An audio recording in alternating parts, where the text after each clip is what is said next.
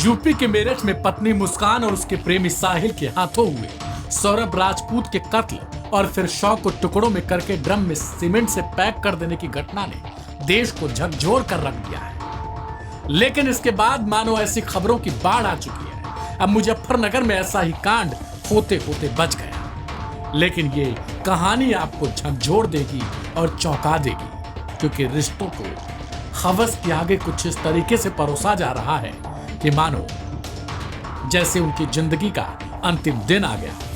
यहां रिश्ते में भाजा लगने वाले एक युवक के प्यार में उलझी शादीशुदा महिला ने अपने पति को जहरीली कॉफी पिला दी। कॉफी पीकर पति की हालत बिगड़ गई, उसे अस्पताल में भर्ती कराया गया। उधर पुलिस पत्नी के खिलाफ केस दर्ज कर मामले की छानबीन कर रही है।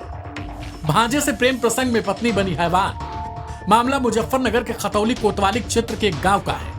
यहाँ के रहने वाले 26 साल के युवक की शादी 2 साल पहले गाजियाबाद के लोनी थाना क्षेत्र की रहने वाली पिंकी नाम की लड़की से हुई थी।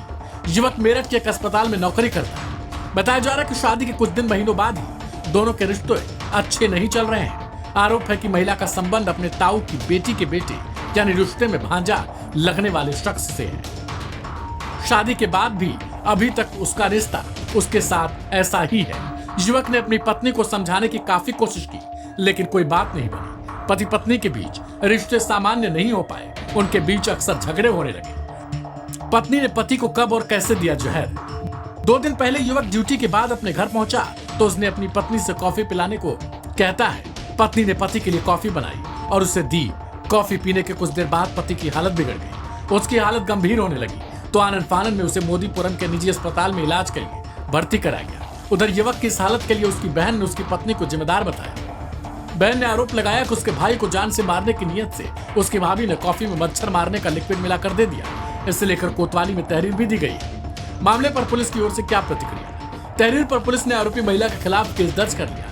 पुलिस ने आरोपी महिला को कोतवाली बुलाकर पूछताछ भी की, जिसमें उसने खुद पर लगाए गए आरोपों को निराधार बताया। कोतवाल ब्रजेश कुमार शर्मा का कहना है कि प्रकरण में आरोपी महिला के खिलाफ केस दर्ज किया गया है। इधर सीओ राम आशीष यादव का क्या कुछ कहना है, सुनवाते हैं आप। खतौली के ग्राम बंगेला से दिनांक 25 मार्च 2025 को एक सूचना प्राप्त हुई कि एक पत्नी सन्नो उर्फ पिंकी द्वारा अपने पति अनुज कुमार को कॉफ़ी में मिलाकर जहर दे दिया गया है। इस सूचना पर तत्काल पुलिस मौके पर पहुंची।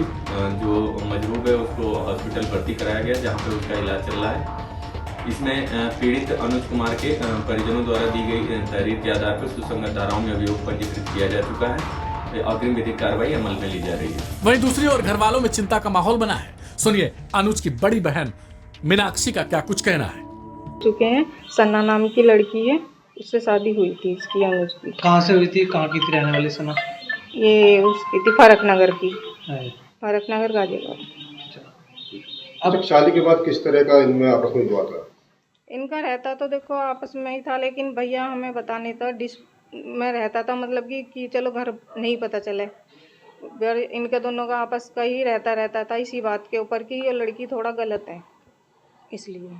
शादी कितने दिन बाद विवाह शुरू हो गया था? जी कितने दिन बाद विवाह शुरू हो गया था? शादी से कितने दिन बाद विवाह? शादी के वही समझ लो 1-2 महीने बाद शुरू हो गया था इनका। मतलब जब भाई को पता चला था। क्या पता चला था? कि इसका चक्कर है, इसकी जो ताऊ की लड़की है उसके लड़के की साथ। शादी से पहले ही चक्कर था? हाँ। फिर क्या हुआ है? अब ये उससे बात करती थी शादी के बाद, कहीं भी छत पे कर रही है, कभी नीचे जा रही, जब तक भाई नहीं आता था हॉस्पिटल से। और तो भाई के सामने बात नहीं करती थी उससे। तो भाई को इसका फ़ोन पकड़ा, जब इसके मैसेज दिखे, फ़ोटो, और जब ये बात करती थी सब कुछ इससे प्यार से पूछा भाई ये कौन है, तो इसने नहीं बताया। भाई ने ऐसे ऐसे मैसेज फिर पकड़े, जिससे शक करने पे मजबूर हुआ भाई। फिर क्या हुआ? फिर उसने क्या प्लानिंग करी? फिर ये लड़की घर चली गई अपने घर, जाके भाई से लेके नहीं आया था। हाँ। कि भाई मेरे को तो इससे तलाक चाहिए, कहने की नहीं मैं तो रहना चाहती हूँ, और मतलब अब नहीं, कुछ भी मेरी तरफ से ऐसा कुछ नहीं है। जो था वो शादी से पहले था, अब कुछ नहीं है। मतलब कि अब मैं तुम्हारे साथ रहना चाहती हूँ, घर बसाना चाहती हूँ। तो अब क्या किया उसने? फिर अब यो भाई इसे लेके आ गया था। अच्छा, फिर यो अब आ गई थी लड़की, तो इसने महिला आश्रम में केस डाल दिया था। तो महिला आश्रम में केस डाल दिया था, तो उन्होंने इसको 1 महीने के लिए यहाँ पे भेजा था घर पे। भाई से लेके नहीं आ रहा था, लेकिन ये आई तो इसने मेरी मम्मी से ये बोला कि जब मैं आई हूँ तो किसी कारण से ही आई हूँ यहाँ पे। मम्मी बोली ऐसा क्या कारण है भाई, जो जिसे तू आई इन्होंने, वो तो वक्त बताएगा।